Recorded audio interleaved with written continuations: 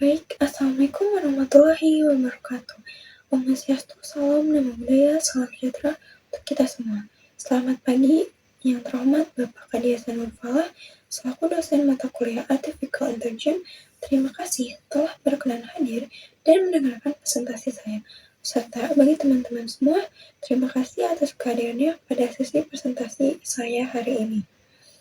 Sebelumnya, pada kesempatan hari ini, saya akan membahas materi tentang iris dataset.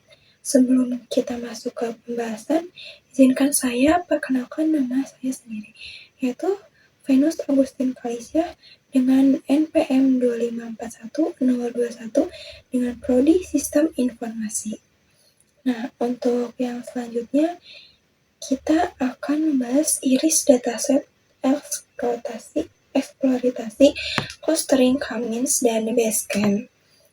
Nah, selanjutnya itu di sini ada algoritma clustering, yaitu K-means adalah algoritma clustering yang membagi data ke dalam kelompok kelompok berdasarkan jarak terdekat dengan titik pusat centroid.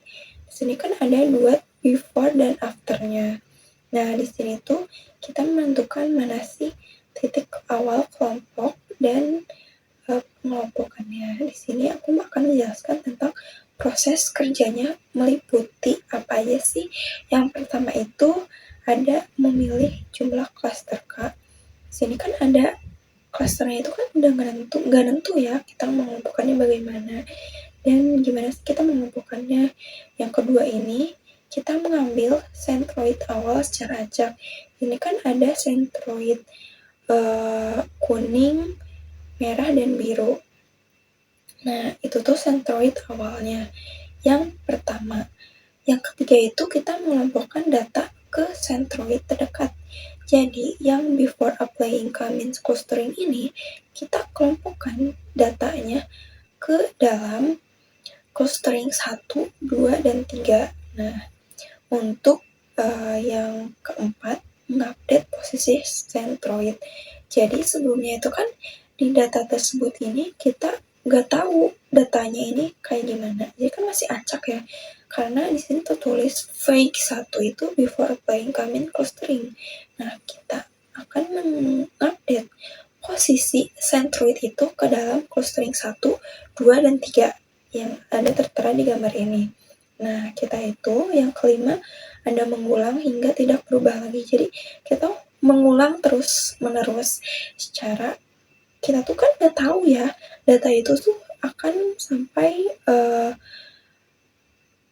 di titik mana aja. Jadi kita tuh harus mengulang data tersebut sampai data itu menjadi clustering 1 yang mengelompokkan yang merah, clustering 2 itu kita mengelompokkan yang kuning, dan clustering 3 itu mengelompokkan yang biru. Jadi dia itu dinamakan after applying K-means clustering. Nah, yang kelebihannya itu mereka itu hasilnya cepat, tapi hasilnya rapi juga. Jadi karena kita tuh kan di sini temanya itu kan mengelompokkan ya, namanya juga K-means. Yang udah aku jelasin tadi, yaitu K-means itu clustering yang membagi data ke dalam kelompok berdasarkan jarak terdekat dengan titik pusat centroidnya. Nah, untuk kekurangannya itu mereka tuh harus tentukan K di awal juga. Jadi kayak kita tuh menentukan banyak K. Jadi kita nggak tahu K yang paling bagus itu di mana. Jadi kita mengelompokkan yang paling banyak dulu. Nah, dia itu sensitif terhadap outlier.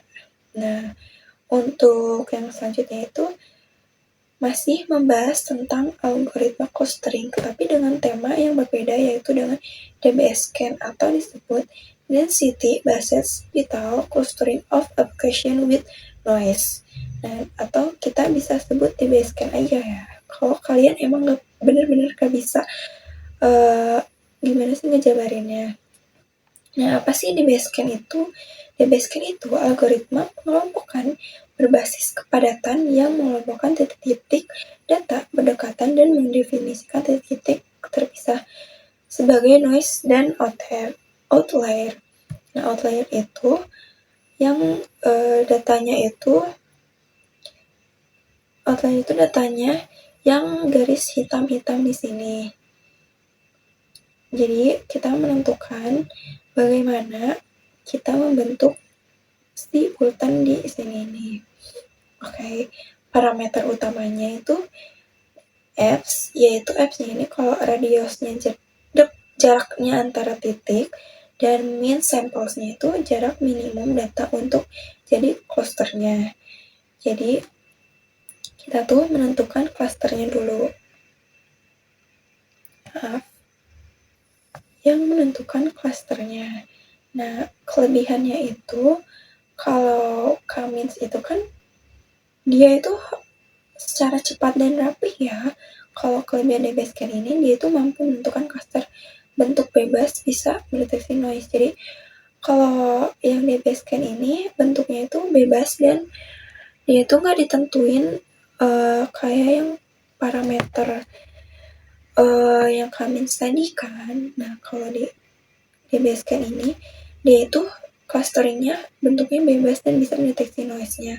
Kekurangannya itu mereka memilih apps harus tepat. Jadi kalau di K-means itu yang udah dijelasin tadi, kalau dia itu harus menentukan titik awalnya. Jadi kita tuh kan emang benar-benar nggak tahu ya titik awalnya di mana. Jadi kita harus menentukan bagaimana sih si K-means itu ada. Nah, jadi untuk slide selanjutnya aku akan menjelaskan tentang kenapa aku memilih dataset Kaggle yang dipilih. Kenapa sih aku milih tentang dataset iris? Nah, kalian kan pada mau tahu ya. Nah, aku akan kasih tahu di sini. Nah, aku milih ini tuh karena emang ukurannya tuh paling kecil cuma 150 data doang. Jadi kalian tuh gak usah mikir jauh-jauh tentang codingan ini susah, tapi kalian gak ngerjain. Nah, itu letak susahnya. Jadi dia tuh kan dijelasin ya, tadi aku dijelasin ukurannya itu sangat kecil, cuma 150 data aja. Tidak memiliki missing value, mudah divisualisasikan, sangat cocok untuk latihan clustering. Jadi kalau kalian emang mau belajar dari dasarnya juga, kalian bisa coba clustering yang paling dasarnya itu dataset iris. Nah, apa sih iris itu? Iris kan banyak ya bentuknya. Ada iris setosa, ada iris vericolor, ada iris verigintia. Nah, di sini tuh aku ngejelasin petalnya. Apa sih petalnya? Kalau kalian emang nggak tahu, petal itu yaitu mahkota bagian bunga yang biasanya berwarna cerah pada bunga iris petal cukup besar dan terlihat jelas. Nih, petal ini bentuknya itu ada di sini. Maaf, aku zoom dulu. Bentuknya ini ada di sini. Untuk iris setosa ini ada di sini. Untuk iris vericolor ini ada di sini. Dan iris verigintia ini ada di sini. Nah, untuk fitur yang digunakan itu ada petal leg, itu yang panjangnya mahkota bunga yang diukur dalam sentimeter atau bisa disebut juga cm. Artinya itu seberapa panjang bagian mahkota bunga yang di sini, seberapa panjang sih bunganya, dan digunakan untuk membedakan spesies iris. Iris ini kan ada 3 ya, yaitu membedakan bagaimana sih bunganya, membedakan setiap dasar-dasar bunganya.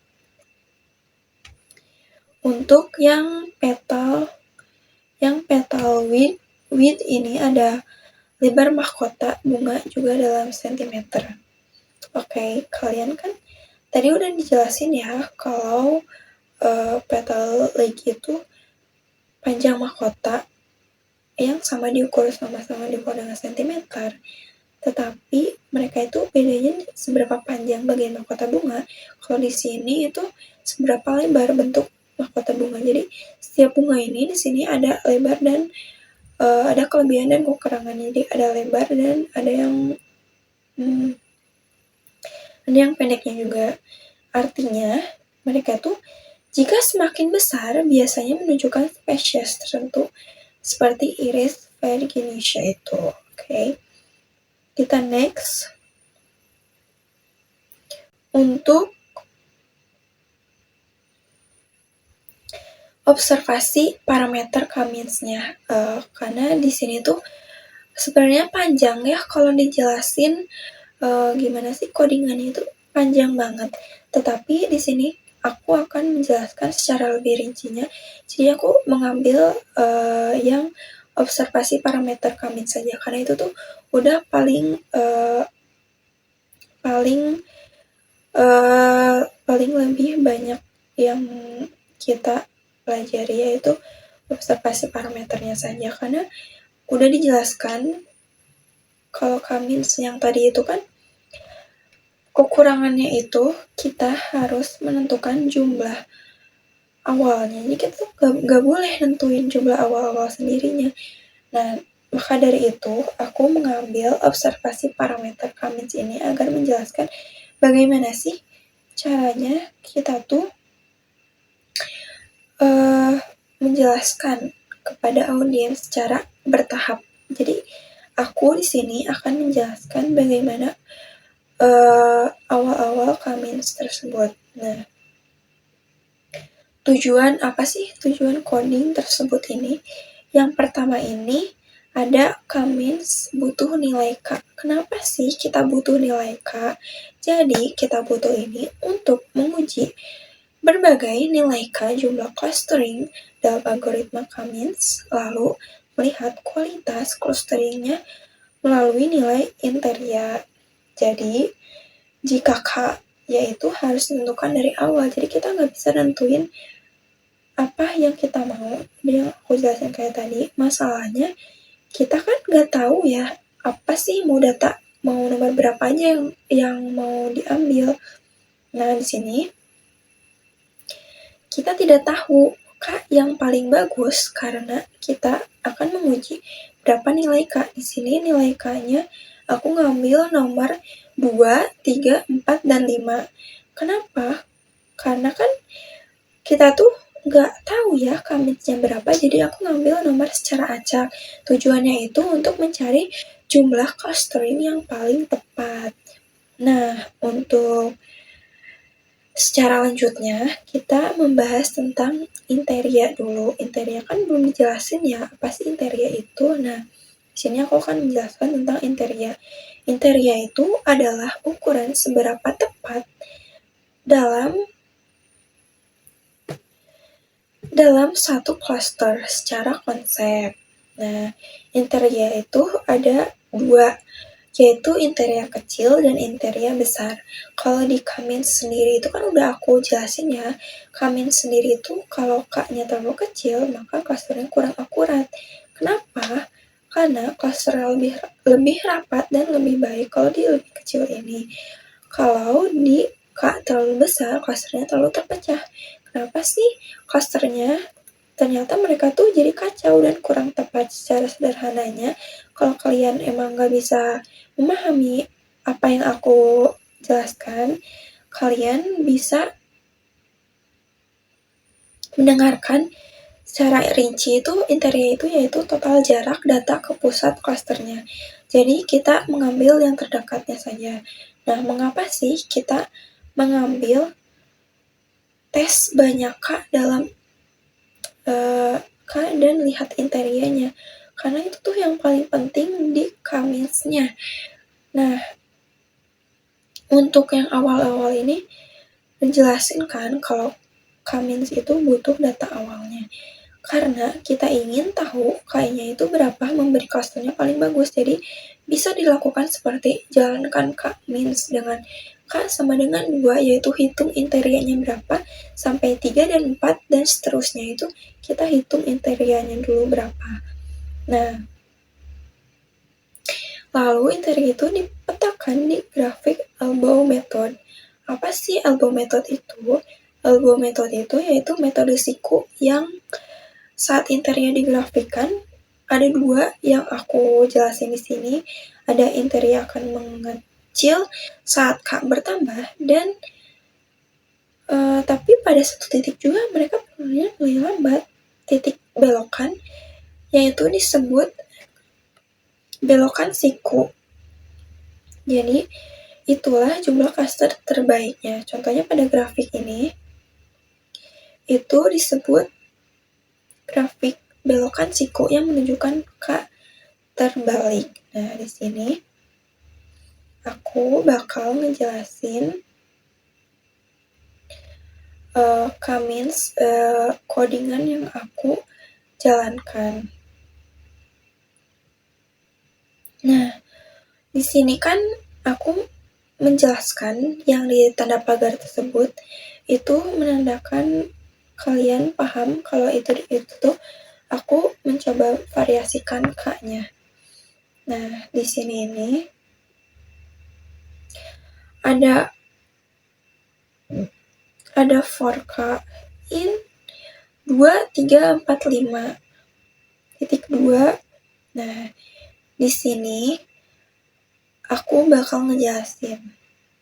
Ini tuh adalah proses eksplorasi parameter supaya tahu K tuh mana yang terbaik. Kan udah jelasin ya tadi tuh kalau K itu kita harus ditentukan di awal-awal. Jadi kita nggak bisa nentuin sendiri. Nah, untuk yang kedua ini ada model sama dengan K-means and garis cluster sama dengan K, koma, random sama dengan state. Nah, aku bakal bahas yang semuanya dulu, yang dari sini. Maaf. Oke, dari situ aku bahas dulu. Yaitu fungsinya membuat model K-means dengan jumlah cluster K yang sedang dicoba. Untuk yang ini,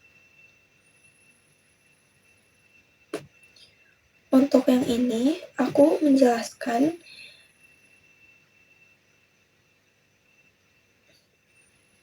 untuk itu aku menjelaskan dia tuh hasilnya konsisten setiap dijalankan. Jadi jika kita menjalankan A atau B, jadi sikapnya itu konsisten, jadi nggak berubah-ubah.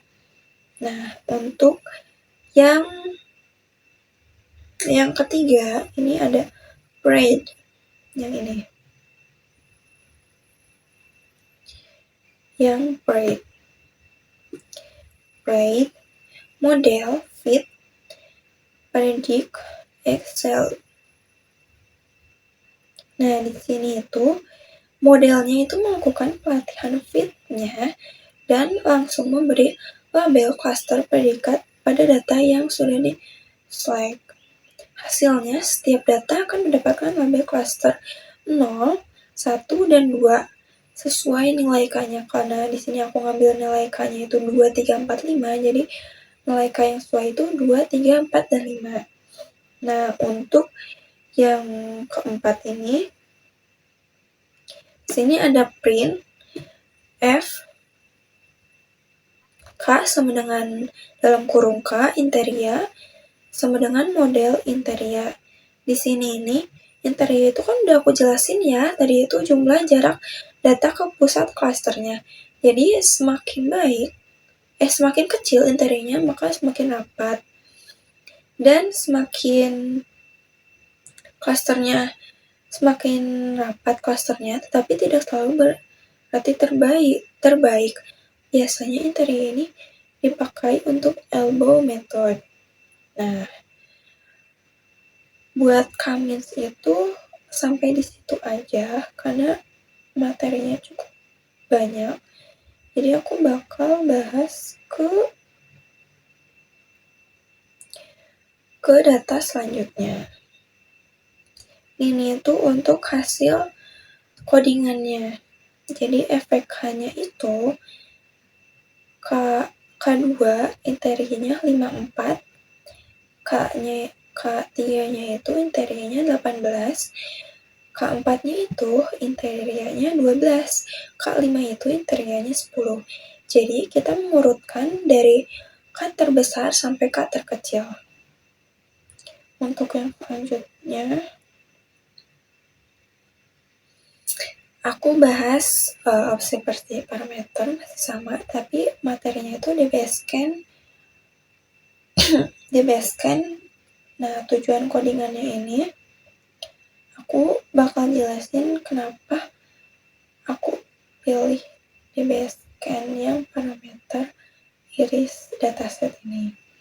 Nah, di sini nih, kita tuh melakukan uji beberapa kombinasi parameter di Basecamp agar menentukan kombinasi yang menghasilkan cluster yang paling masuk akal.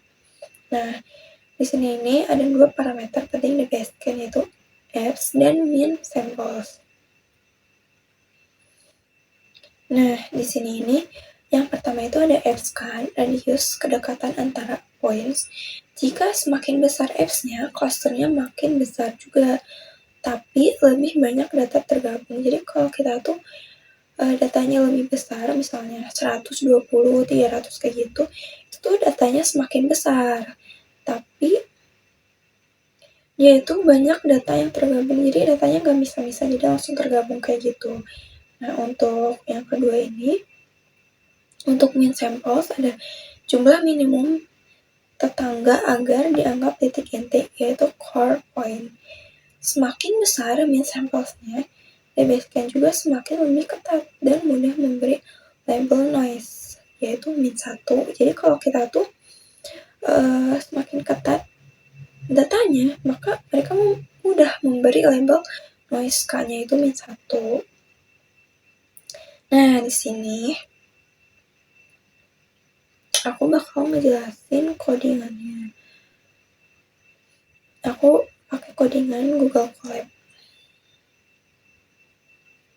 Nah, bisa kalian lihat di sini.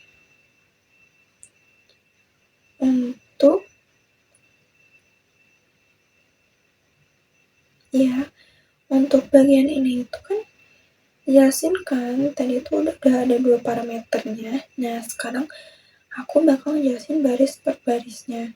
Ini tuh yang tanda pagar aku udah jelasin, dia itu eksperimen parameter, berarti aku tuh bakal nandain itu tuh penjelasannya tiap barisnya.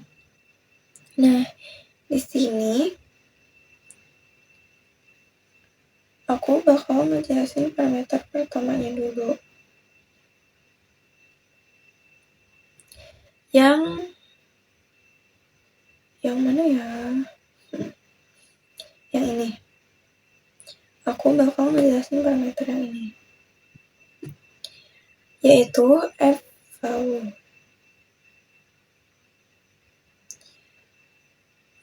Nol 1,02,03,05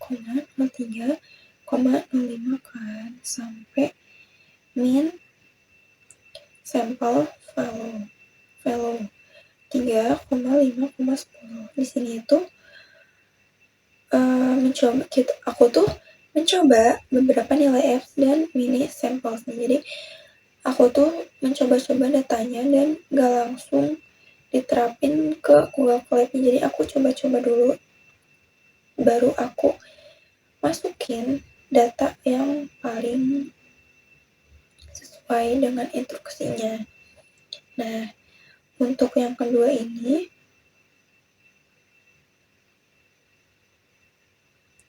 ada for X in F value, terus ada for MS in min sample value. Di sini ini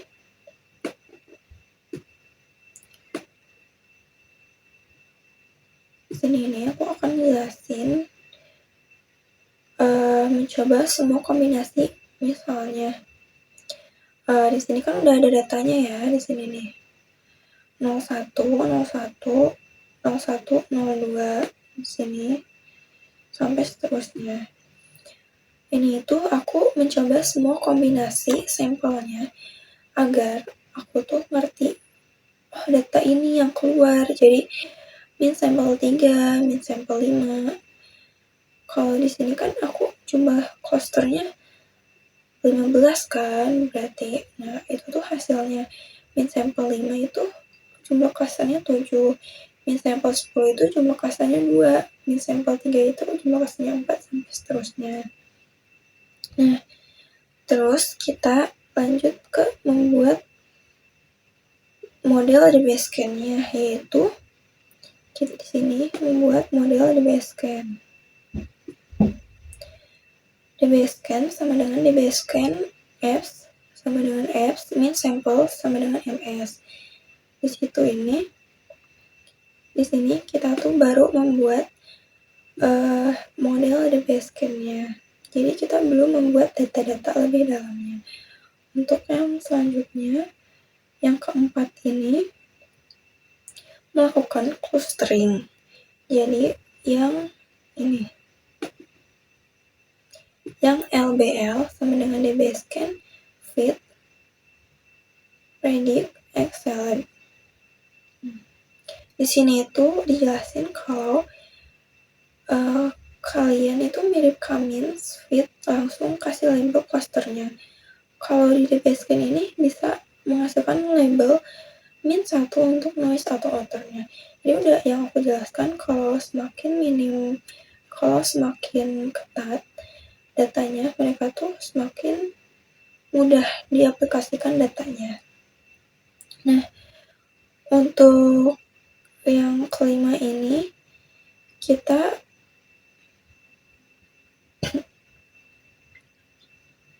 menghitung jumlah klasternya pakai yang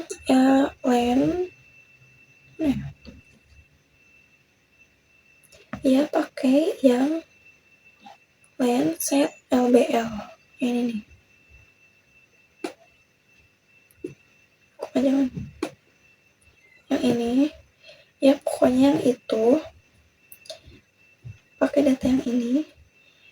Itu tuh set LBL ini, kalau kalian nggak tahu, dia tuh menghasilkan duplikat label. Jadi kita nggak perlu capek-capek menduplikat label secara CTRL-C atau CTRL-V, jadi kita langsung ada si labelnya. Nah, misalnya nih hasil label min 1,0,0,1,1. Nah, si setnya itu jadi min 1, 0, min 1 kayak gitu. Terus jumlah clusternya itu 3. Nah, termasuk label min 1 noise biasanya dihitung juga dalam eksplorasi. Nah, di sini kan udah ada ya. Nih, udah aku jelasin kalau pengaruhnya itu apps lebih kecil, maka lebih banyak noise-nya. Kalau apps-nya lebih besar, clusternya menyatu. Jadi, min sampel naik, clusternya juga makin ketat. Kayak gitu. Nah, untuk print hasilnya ini, yang ada di paling bawah yang ke-6, yaitu print F dalam kurung F titik kutip F sama dengan F, min samples sama dengan ms, jumlah cluster sama dengan len set LBL. Nah, di sini tuh mereka menampilkan kombinasi parameter dan beberapa cluster yang dihasilkan. Nah, jadi kita tuh menghasilkan data tersebut yang ini, yaitu F1, F2, F3, dan F5 sampai seterusnya. Kalau yang aku ambil itu ada F1 min sampelnya 3, jumlah clusternya 15, F2 0,2 itu min sampelnya 5, jumlah clusternya itu 3, dan F3 ini min sampelnya 3, jumlah clusternya juga 2, F0,5 ini min sampelnya 5, jumlah clusternya itu 2. Nah, kita tuh menghasilkan itu data yang udah fix. Jadi kita diolah dulu gimana sih datanya, terus kita menganalisis datanya, lalu kita printf. Printf ini untuk kita menghasilkan data lebih mendalam lagi. Nah, untuk selanjutnya itu ada di slide terakhir. Ini slide paling terakhir ini aku bakal ngejelasin kesimpulan penjelasan dari kedua Cummins dan Basecamp yang tadi. Nah, bagian Cumminsnya aku tuh mencoba beberapa nilai melihat interior untuk menilai kualitas klasternya. Jadi di sini aku tuh menilai nilai klasternya itu yang paling awal itu dari nilai terbesar sampai nilai terkecil. Aku menentukan bagaimana mereka datanya secara bersamaan. Untuk bagian DBS scan-nya mencoba kombinasi apps-nya dan minus sampelnya itu melihat berapa klaster terbentuk serta block noise saja. Oke. Sekian presentasi hari ini, dicukupkan sampai hari ini saja. Lebih kurangnya itu hanya Allah yang tahu, dan terima kasih untuk yang mendengarkan, dan Assalamualaikum warahmatullahi wabarakatuh.